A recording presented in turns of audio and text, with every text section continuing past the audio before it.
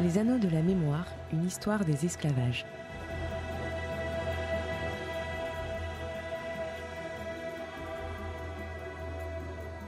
Chers auditeurs, bonjour. Nous sommes avec Bernard Michon, maître de conférences en histoire à l'Université de Nantes et membre du Centre de recherche en histoire internationale et atlantique. Et nous accueillons également aujourd'hui et pour 2 émissions, Christelle Galdet. Bonjour à tous les deux. Bonjour. Bonjour. Bernard, je vous laisse présenter notre invité.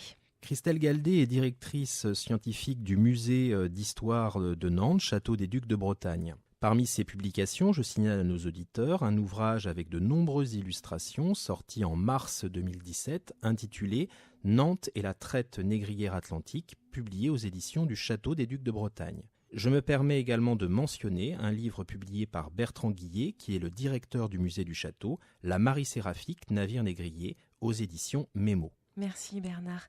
Alors avec vous, Christelle Galdet, on va s'intéresser à la manière dont les thématiques de la traite des Noirs et de l'esclavage colonial sont abordées par le musée d'histoire de Nantes. Donc ma première question, pour commencer cette émission, pouvez-vous nous rappeler les origines du musée de Nantes ? Alors, le musée d'histoire de Nantes a ouvert en février 2007. Donc c'est un musée assez récent. Mais c'est le dernier avatar, on va dire, d'une histoire plus ancienne, puisqu'à l'origine, 7 collections différentes ont été regroupées au Château des Ducs de Bretagne, à partir du moment où il a été cédé à la ville de Nantes en 1915. Alors, ces collections sont arrivées progressivement. Les premières sont vraiment arrivées à partir de 1924, dans ce lieu que les militaires n'ont quitté finalement qu'en 1921.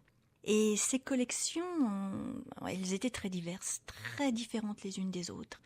Donc elles ne se répondaient pas forcément les unes les autres, elles ne racontaient pas une seule et même histoire, puisque c'était, pour être précise, des collections liées aux arts décoratifs, aux costumes, aux arts, au folklore. C'était aussi des collections du musée de Nantes par l'image, des collections d'art sacré, des collections de commerce, de marine, avec le musée des Salorges qui va rejoindre le château en 1955. Donc des collections très différentes que les gens visitaient dans des lieux assez différents du château lui-même, sans relation. Le musée d'histoire de Nantes, qui a ouvert en 2007, a en fait proposé, à partir de ces collections très différentes les unes des autres, de raconter l'histoire de la ville de Nantes et du territoire nantais. Et donc il a laissé dans les réserves une part importante de ce qu'il possède pour raconter cette histoire. Et une partie de l'histoire de Nantes est donc la traite négrière. Alors quelle place va occuper ou occupe la traite des Noirs et de l'esclavage dans les collections du musée lors de son ouverture en 2007 ? Alors, je dirais qu'il y a 2 choses. Il y a la place que cette histoire occupe dans les collections du musée, c'est votre question, et il y a la place que cette histoire occupe dans l'histoire de la ville et dans le parcours muséographique. C'est une deuxième réponse, si je puis dire. Dans les collections du musée, la place de la traite et de l'histoire coloniale nantaise était quand même importante. Pour plusieurs raisons. La première, c'est que, comme je l'ai dit, le musée des Salorges avait été intégré au Château des Ducs de Bretagne à partir de 1955.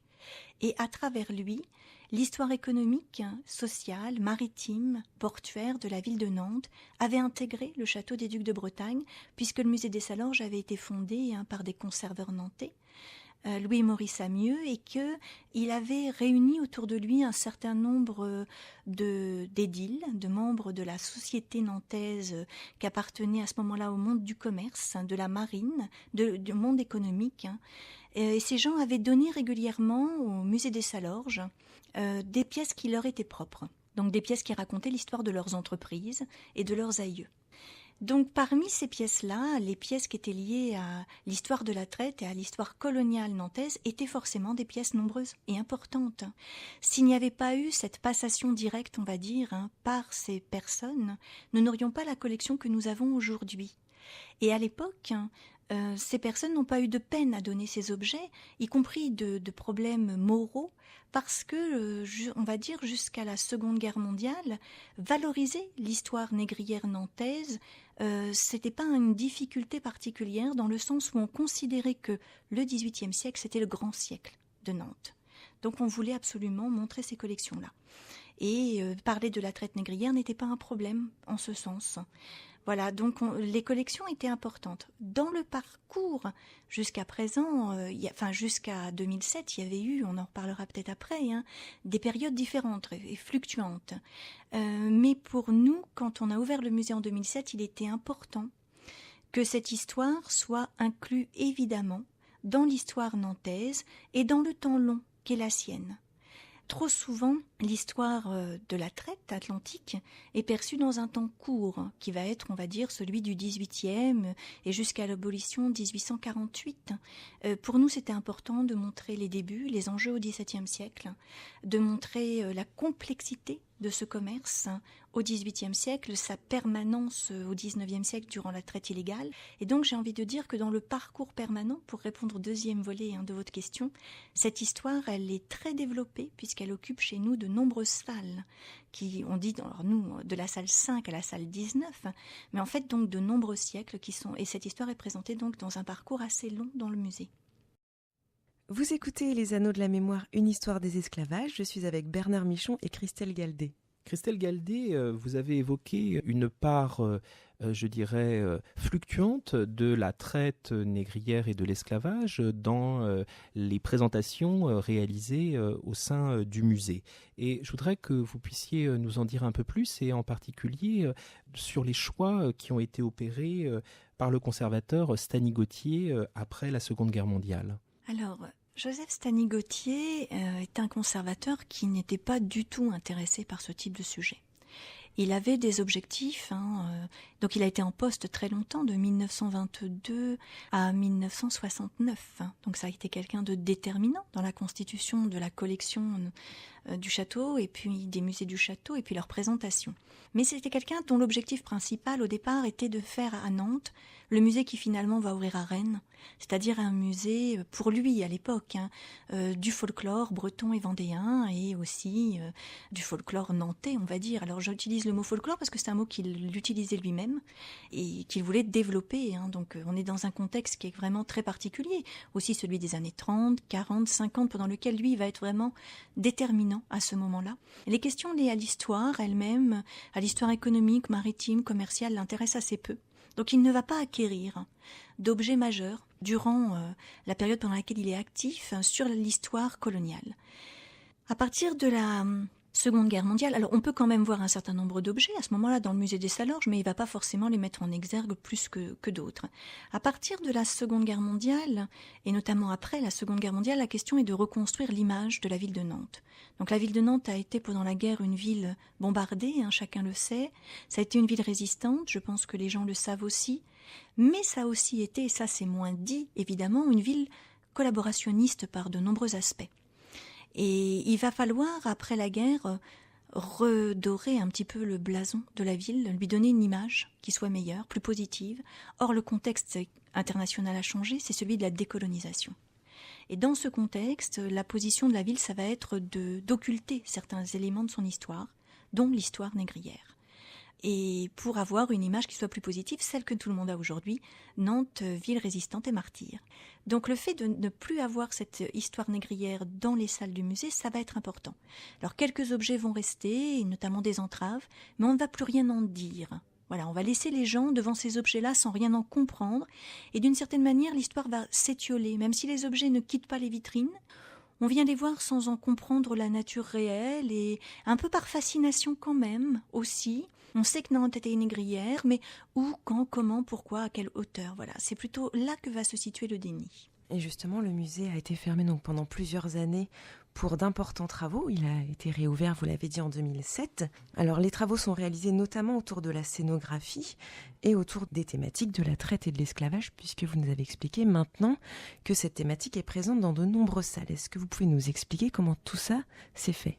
Oui, alors quand nous avons repris en main en fait l'écriture scénographique et scientifique du musée, Marilène Jouzot, Bertrand Guillet et moi-même, nous étions entourés d'un conseil scientifique, évidemment. Les questions importantes se sont posées, à savoir comment intégrer cette histoire dans le parcours. Donc là, on l'a bien vu, sur un temps long. Et puis comment la rendre visible et sensible. Parce que cette histoire, bien sûr, nous voulions l'affronter avec beaucoup de rigueur. mais nous voulions aussi que les gens qui traversent ces espaces, et notamment un espace particulier, celui où on parle d'une campagne de traite négrière nantaise, type on va dire, il y a un ressenti très important, c'est-à-dire qu'on ne la tienne pas complètement à distance. Donc nous avons choisi avec le cabinet qui nous accompagnait, de Jean-François Baudin à Paris, de rompre la scénographie dans une salle notamment où les gens vont avoir l'impression de rentrer. Alors c'est pas une reconstitution, c'est plutôt une allusion, mais dans l'entrepont d'un navire négrier nantais. Donc on a choisi une rupture scénographique forte, que les gens comprennent immédiatement, parce qu'on voulait qu'il y ait quelque chose de sensible et que cette histoire ne soit pas racontée comme une autre, que les gens comprennent que là, on racontait une histoire différente.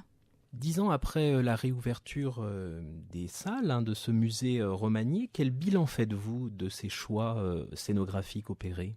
Alors c'est vrai que je peux dire qu'en fait, ces salles-là, nous les regardons avec plus d'attention que les autres. Et le public qui traverse ces salles a fait l'objet de nombreuses enquêtes. Qualitatives, cognitives, sensibles, des enquêtes vraiment aussi pour mesurer ce que ces salles apportaient aux gens réellement, en termes de compréhension, d'appréhension, de réflexion personnelle, de réflexion citoyenne. Donc nous avons fait de nombreuses enquêtes et nous nous sommes rendus compte qu'en fait les gens percevaient très rapidement, par exemple, la violence de la traite. La question de la violence, c'est quelque chose de très important.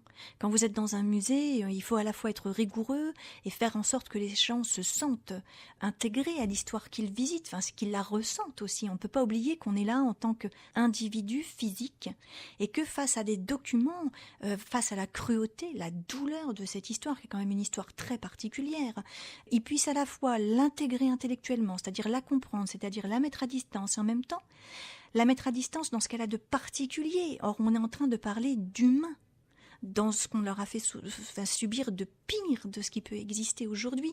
Donc, quelle place laisser au ressenti ? Ça aussi, c'est très important. Et comment tout cela va faire que les gens vont ressortir de ces espaces en ayant à la fois compris, appris et se soient posé des questions sur l'humanité, sur leur propre humanité, sur le quotidien, sur le monde aujourd'hui, sur leur place dans le monde d'aujourd'hui, sur leur regard qu'ils ont et qu'ils jettent sur les autres, sur leur tolérance, sur leur amour de l'autre. Voilà, toutes ces questions-là, elles sont importantes dans un musée. Et aujourd'hui, je pense que ce sont des espaces que nous avons beaucoup réécrits, beaucoup changés, beaucoup transformés, mais je crois que ce sont des espaces qui remplissent un certain nombre de missions que nous leur avions confiées, si on peut confier des missions à des espaces, si je puis dire, à savoir, les gens en sortent, alors parfois bouleversés, souvent très émus, toujours très intéressés par le sujet. Et pour nous, je crois qu'en cela, l'objectif est atteint. Christelle Galdé, Bernard Michon, merci. On se retrouve la semaine prochaine. Nous allons poursuivre nos échanges en évoquant les portraits des époux d'Heurbrugg, une des œuvres majeures des salles consacrées à Nantes au XVIIIe siècle. Merci aux auditeurs qui nous suivent. Excellente fin de journée.